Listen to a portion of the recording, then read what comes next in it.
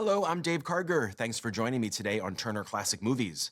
On this first day of August, I have the pleasure of kicking off one of the highlights of our TCM calendar, our annual Summer Under the Stars celebration. Every day in August, we dedicate 24 hours to a different Hollywood star, and today we're beginning with one of the most enduringly popular stars of all time. She was also one of the great musical stars, so even though Musical Matinee is on hiatus for the month, we'll still get our fix of movie musicals today. I'm talking about Doris Day, and up next, she stars opposite James Cagney in a powerful musical drama. From MGM in 1955, it's Love Me or Leave Me.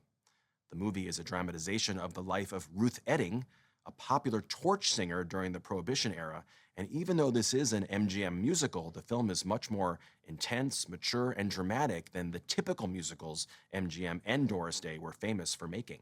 The role of Ruth Etting, a singer whose career is promoted by an abusive and domineering gangster, was originally intended for Ava Gardner, but Gardner turned the part down because she knew her vocals would have to be dubbed. MGM then approached the top musical star at Warner Brothers, Doris Day. At first, Day was hesitant to make this film because she didn't think she could play the part convincingly.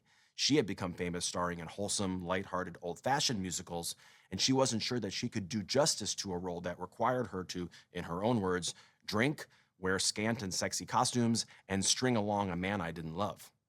But she was excited by the prospect of starring opposite James Cagney, and despite the animosity you'll notice between their characters, the two had a phenomenal time making this film together.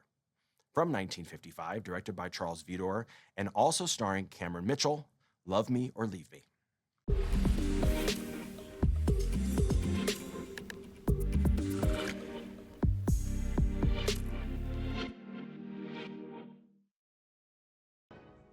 Doris Day and James Cagney had worked together once before on the 1950 Warner Brothers musical The West Point Story, but they didn't get to know each other well during that production.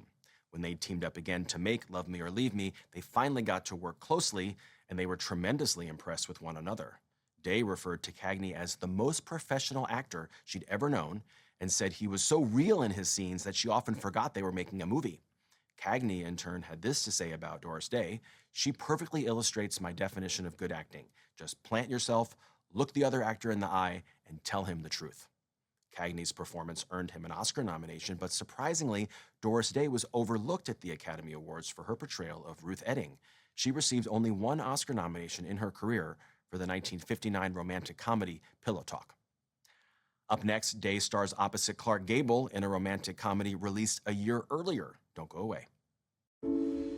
Next on TCM, Teacher's Pet. Then, Please Don't Eat the Daisies. And later, Lover Come Back. Doris Day will return after these messages.